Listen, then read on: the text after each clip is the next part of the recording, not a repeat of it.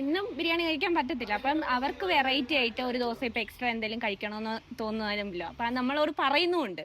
അപ്പം നമ്മൾ കപ്പ ബിരിയാണി ആക്കും, നെയ്ച്ചോറ്, ചിക്കൻ കറി, അങ്ങനെ ഓരോ മെനു ഇടയ്ക്കിടയ്ക്ക് മാറിക്കൊണ്ടിരിക്കും അല്ലേ? അതെ, മാറിക്കൊണ്ടിരിക്കും. ബിരിയാണി മാത്രം കൊടുക്കുന്നില്ല, നമ്മുടെ ബിരിയാണി ഉണ്ട്. സ്ഥിരമായിട്ട് നമുക്കിപ്പോ ഓർഡർ പറയുന്ന ആൾക്കാരുണ്ടോ? സ്ഥിരമായിട്ട് നമുക്ക് കടകളിലും ബാങ്കിലും ഒക്കെ നമുക്ക് സ്ഥിരമായിട്ട് കഴിക്കുന്ന ആൾക്കാരുണ്ട്. അവർക്ക് ഭയങ്കര താല്പര്യമായിട്ട് കഴിക്കുന്ന ആൾക്കാരുണ്ട്. നമ്മുടെ ബിരിയാണിക്കകത്ത് 2 പീസ് ചിക്കനും ഒരു മുട്ടയും എല്ലാം ചേർത്തിട്ടാണ് നമ്മൾ എത്ര രൂപയ്ക്കാണ് ബിരിയാണി കൊടുക്കുന്നത്? ഇപ്പൊ 130 രൂപയ്ക്കാണ് കൊടുക്കുന്നത്. നമ്മള് ഹരിപ്പാട് എവിടുന്ന് ആവശ്യപ്പെട്ടാലും നമുക്ക് കൊണ്ടു കൊടുക്കാൻ പറ്റുമോ? ഹരിപ്പാട് അല്ലാതെ വേറെ സ്ഥലങ്ങളിൽ ഡെലിവറി ചെയ്യുന്നുണ്ടോ? മുതുകുളം വരെയൊക്കെ ഇപ്പൊ പോകുന്നുണ്ട്. തൃക്കുന്നപ്പുഴ. അന്ന് ബൈക്കിൽ നമ്മൾ ചെറിയ രീതിയിൽ ചെയ്തോണ്ടിരുന്നെങ്കിൽ ഇന്ന് നമുക്ക് ബൾക്കായിട്ട് ഓർഡർ വരുന്നുണ്ടല്ലേ? അപ്പം ഈ വീഡിയോ കാണുന്ന ആൾക്കാർക്ക് ഇതുപോലെ ബിരിയാണി വേണമെങ്കിൽ എന്താണ് ചെയ്യേണ്ടത്?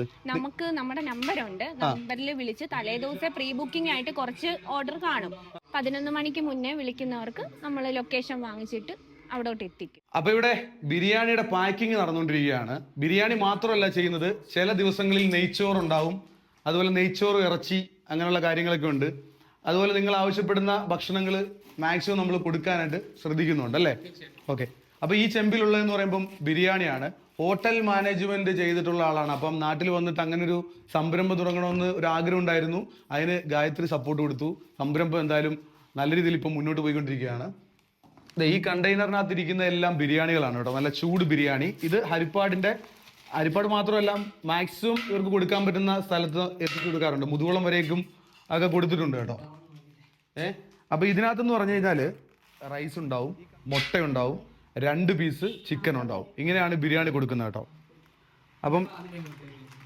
അപ്പൊ ഇവരുടെ ഇങ്ങനെയുള്ള സംരംഭങ്ങളെയാണ് നമ്മൾ മാക്സിമം സപ്പോർട്ട് കൊടുക്കേണ്ടത്. അപ്പൊ ഇവരുടെ കോൺടാക്ട് ഡീറ്റെയിൽ ഞാൻ വീഡിയോയിൽ കൊടുക്കാം. നിങ്ങൾക്ക് ബിരിയാണി ആവശ്യമുണ്ടെങ്കിൽ നിങ്ങൾ രാവിലെ വിളിച്ചു പറഞ്ഞു കഴിഞ്ഞാൽ നിങ്ങൾക്ക് ബൾക്കായിട്ട് ബിരിയാണി വേണമെങ്കിൽ അവരെത്തിച്ചു തരും. സിംഗിളൊക്കെ ആയിട്ടാണെങ്കിൽ ഏകദേശം ഒരു 12-1 മണിയൊക്കെ ആകുമ്പോൾ വിളിച്ചു കഴിഞ്ഞാൽ നമ്മുടെ നിൽക്കുന്ന ഇവർ 2 പേരും കൂടെ എത്തിച്ചു തരും കേട്ടോ.